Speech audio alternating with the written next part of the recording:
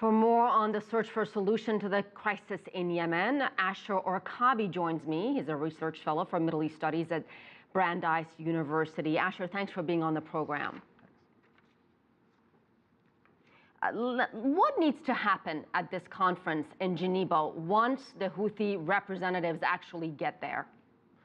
There's a lot of international hype and excitement for this Geneva conference.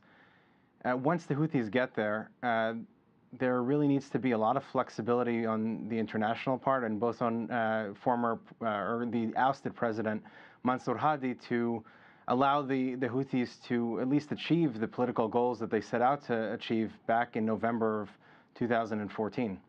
So how much of a deal or an agreement or progress can all sides make when the Saudi-led coalition airstrikes are still continuing on Yemen? Those Saudi-led coalition airstrikes need to stop. They're already past the point of targeting Houthi sites. The majority of the airstrikes are targeting Ali Abdullah Saleh, the old Yemeni president. They're targeting his family and his relatives. It's become more a game of targeting, at least from the Saudis' perspective, of eliminating political opponents in Yemen rather than targeting a Houthi coalition. The strikes, therefore, are ineffectual and are counterproductive. In order for an open dialogue to happen between Yemenis, the external or Saudi and Iranian intervention needs to stop. So let me ask you this. Each side in this conflict clearly needs to make some painful sacrifices. Are you optimistic that they will? The two sides in this Yemeni conflict are too far apart. Mansour Hadi, the ousted president, insists that the Houthis retreat back to their northern highlands, retreat back from the political gains that they've made in Sana'a and south of Sana'a.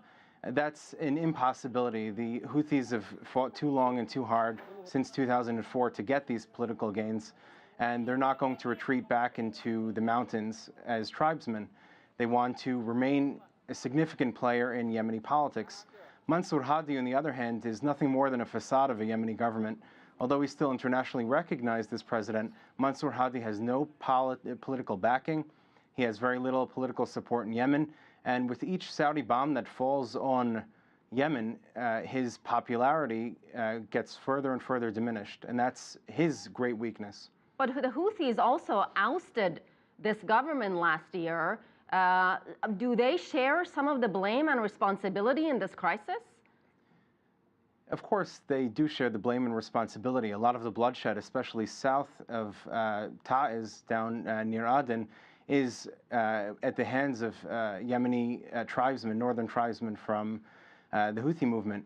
That being said, they're really responding to several decades of political contention with the Yemeni Republic.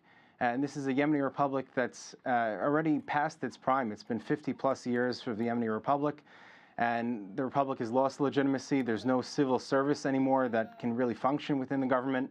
And this is a point in time where the Yemeni people and the Yemeni political infrastructure needs to take a look at itself. And does this Republican model still achieve what it needs to for the Yemeni people, or do international powers and the Yemenis themselves need to find a different political solution, a different political structure for the state? Just in 2013, I apologize, a couple of years ago, Yemen's transition of power was praised as a model. What happened? It was praised as a model by most of the backers of the former UN envoy to Yemen, Jamal Ben Omar. Now, Ben Omar pushed Mansour Hadi to make some political decisions or overly optimistic political moves towards a pluralistic and more open society. And one of these moves was to divide Yemen into 8 different provinces or areas. And the idea was to diminish the power of the Houthis by dividing their northern stronghold into several different provinces. That was much to the ire of the Houthi movement, who felt that the government was again going against what they wanted, which was really just autonomy in the north and political power in their northern stronghold. That was one of the main issues. The other issue was this national dialogue or national council that really fell through. It promised political gains and benefits to political groups across Yemen that the government could not act upon.